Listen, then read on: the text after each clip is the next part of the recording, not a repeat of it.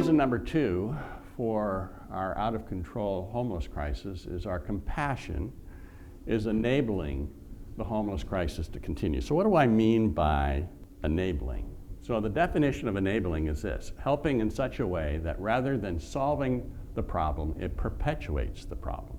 So that's the definition of enabling. Joint Office of Homeless Services over the past 2 years has given out 22,000 tents and 69,000 tarps. Now, does that solve the homeless crisis? No, that perpetuates the homeless crisis. Multnomah County this year has a budget of $255 million, or approximately $49,000 per homeless person. And if you were to add the budgets for Washington County and Clackamas County, the city of Portland, and all the other cities in the Portland metro area, that probably would be approaching $100,000 per homeless person. And we also support homeless by funding bond measures. We had a huge bond measure in 2020 for helping the homeless. And we also financially support 325 nonprofits that help the homeless in the Portland metro area. I mean, that's a lot of nonprofits helping the homeless, right? Well, this interview went viral in January, and millions of people saw it. And the title of it was, "Portland Woman Claims It's a Piece of Cake to Be Homeless in the City." Wendy went on to say, that's probably why you've got so many out here, because they feed you 3 meals a day, and you don't have to do blank, but stay in your tent, or if you smoke a lot of dope, you can do that. Our benefits in the Portland area are very generous. But I disagree with Wendy. Life on the street is not a piece of cake. Life on the street is a living hell, as evidenced by these statistics. 75% of the homeless are addicted to drugs or alcohol. 78% have a mental illness. 72% of homeless women and 30% of homeless youth have been raped. And the homeless die 22 years earlier than the general population. And no one should be subjected to these types of conditions. No one. The question that begs to be asked is this: when does our compassion cross over the line and become enabling?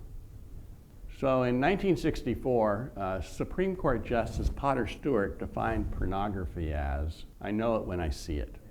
Okay? That was a famous line of his. And I think the same is true for enabling. We know it when we see it. And here's a perfect example, a very egregious example of enabling. There is a current bill before the Oregon State Legislature, they're proposing to give $1,000 a month for 12 months to the homeless. Now, when you have 75% of the people on the street drug addicted, what do you think they're going to use that money for? They're going to go on a 12-month bender, is what's going to happen, and many of them are going to die. Another unintended consequence of our permissive public policies and generous benefits is this: Multnomah County's 2019 point-in-time homeless census, it revealed that 53% of our homeless population were homeless upon arrival. In other words, they got off the bus and they were already homeless. And of these, 2/3 were from outside of the state of Oregon. 1/3 were from within the state of Oregon,